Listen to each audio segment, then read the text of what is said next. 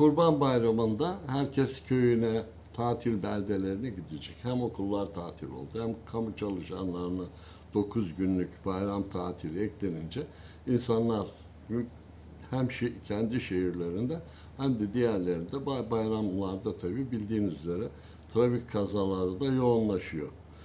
Geçtiğimiz Ramazan bayramında 75 yurttaşımızı, onlarca, yüzlerce insanımızın yararlanmasını, milyarlarca liralık maddi hasarın olduğunu gördük. Tabii bunlardan insanlar biraz daha böyle dikkat etmelerinin gerektiğini. Hele bu yıl hem okulların tatil olması hem de söylediğim gibi tatil sürelerinin uzaması, insanların trafikte, seyir seferinde çok dikkat etmesi lazım gelen ve trafik ışıklarına, trafik levhalarına, kurallara, kör noktalara hep çok dikkat etmesi lazım. Hem kendisi hem ailesiyle birlikte gidip bu güzel bayramı kutlamaları, Kurban Bayramı'nda herkesin tabii sağlıklı bir şekilde gidip gelmeleri çok önemli.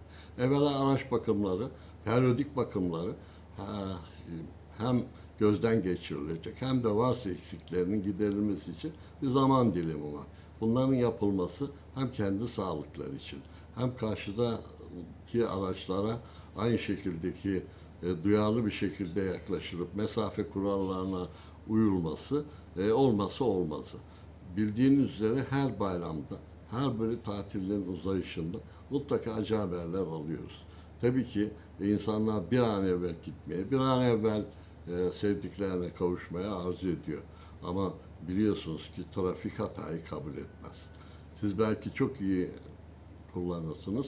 Karşınızdakinin bir uykusuz vaziyette olduğunu veya bir sorunu olduğunu, kafasında bir problem olduğunu kestirmeniz mümkün değil. Bunun için yapmanız gereken bütün trafik kurallarına harfiyen uyulmalı. Kazasız belasız bir bayramın geçirilmesi. Bir tatil beldesinden acı haberle değil, güzel haberlerle gidip sağlıklı bir şekilde tekrar iskan ettiğiniz şehirlere gelmeniz önemli. Bu bayramlar bildiğiniz üzere tabii bu tatilin uzaması insanların birçoğunun kendi aracıyla, birçoğu da tabii yine aynı şekilde normal araçlarla, ya otobüslerle, trenle vesaireyle veya uçakla imkanları olanla seyahatlere gidiyor. Büyük kentlerin bir kısmı boşalıyor.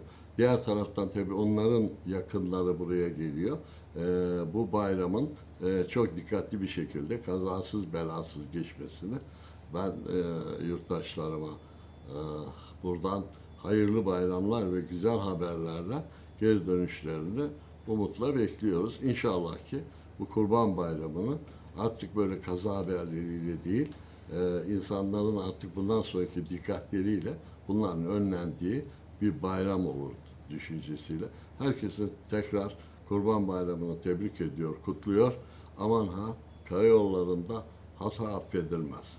Bildiğiniz üzere her ne kadar yollar güzel olsa da, her ne kadar aracınız süratli olsa da veya işte daha çok böyle zamanından önce yetişmeye gayret ediyorsanız da bu riskler kaçınılmaz oluyor. Ben iyi günler, iyi bayramlar diliyorum.